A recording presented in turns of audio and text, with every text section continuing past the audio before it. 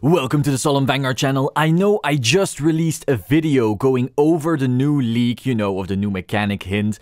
If you haven't watched that yet, click this video away and go check it out first. You really need that one to get the context of this video. So as you know or don't know, the leak showed us that with the new Bushiroad magazine comes a deck. However, in the video I said it was a trial deck, but it's actually a special deck just to teach people the new mechanic. So while it is an interesting nuance, the point of the entire video remained the same. That special deck only contains 50 cards. So no G-Zone, so the new mechanic does not require a G-Zone to function. This special teaching deck doesn't need a G-Zone to show off the mechanic. And thus that begs the question, does the new mechanic override the need for a G-Zone completely? Well, if you didn't pick up on it in my last video, I believe the new mechanic will be like Neon Gize, a double-sided starter that goes to the G-Zone or some other zone, and then when a certain requirement is fulfilled, it will flip upside down and go to your Vanguard circle. There are basically two questions to be answered in order to know for sure whether the G-Zone is redundant. A. Does this card burn up your G-Zone like Gize does?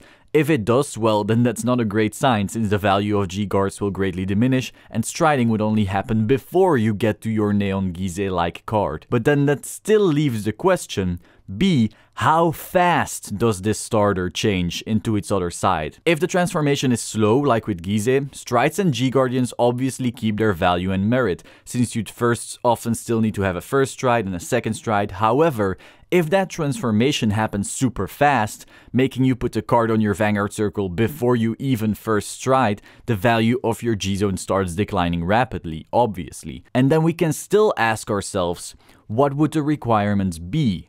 For one, I don't think it will be luck-based. I find it highly unlikely that Bushiroad would put it all in the hands of the triggers like they did with Neon Gize. What I think might happen here is that we get our double-sided starter, we ride on top of it, it goes to the G-Zone, and then depending on what clan you're playing, you have a ticking clock. Let's say you're playing Shadow Paladin, you put the starter in the G-Zone, and then every time a grade 1 or less card is called from the deck to the rearguard circle, you put a counter on the starter. Once you reach an arbitrary number linked to how powerful these cards are, let's say 10 as an example, you've done 10 grade 1 calls, and thus there are 10 counters on your starter, you then flip it upside down and stride or ride it on top of the Vanguard circle. If you're playing Aqua Force, perhaps you have to reach 15 attacks or something like that. If you're playing Tachikaze, perhaps it counts the amounts of retires or engorges you do.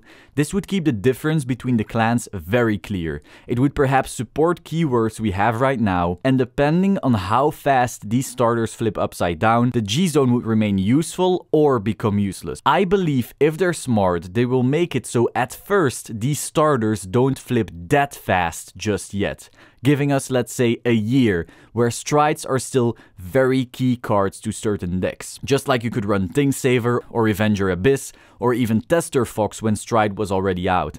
And then as new support is released, these starters get faster and faster, eventually forcing strides into relative uselessness after a year or so, just like they did with Legion. And I could live with that. Games need to grow, of course. But at least this way, the change is gradual, and I think it could be very interesting. That was it for this video. If you found this interesting, please subscribe to the Solemn Vanguard channel and click the bell button to stay up to date. Let me know your thoughts in the comments down below, and I will see you soon. Ciao!